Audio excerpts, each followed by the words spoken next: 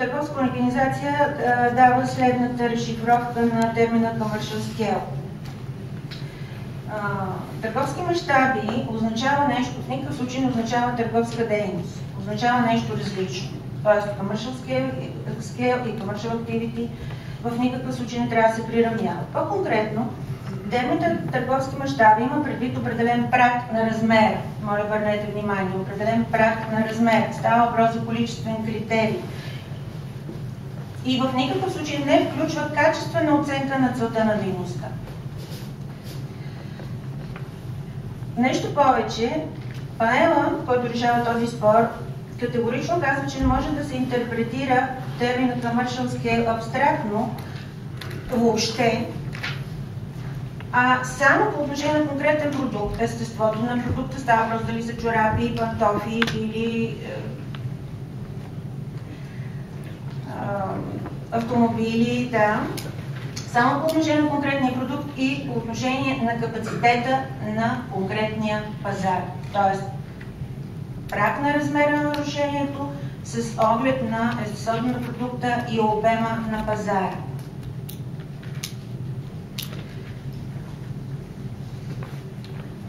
В този случай,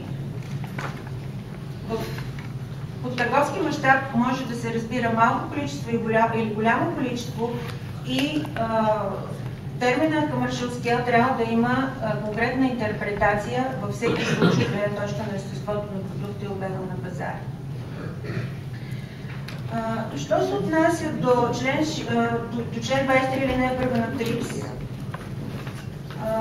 имаме едно пояснение, че под търговски мащаб се разбира поне извършване на търговска, значи минимум най-малко, извършване на търговска дейност, което отива към възможно най-голямата интерпретация, извършване на търговска дейност с цел извличане на пряка или непряка икономическа изгода. Терминът икономическа изгода също така, особено непряка,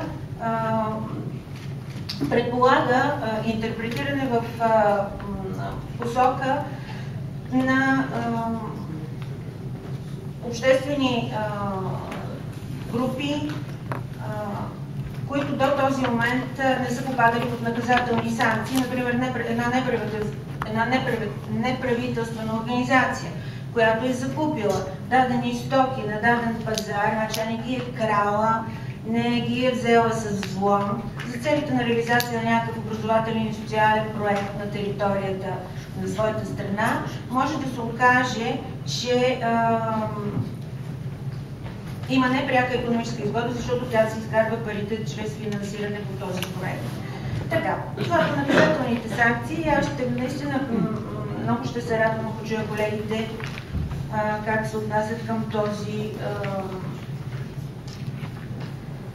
проблем. Вторият проблем, който според мен заслужава внимание, е по отношение на обезщетенията, а именно член 9 на акта, който предвижда в точка 3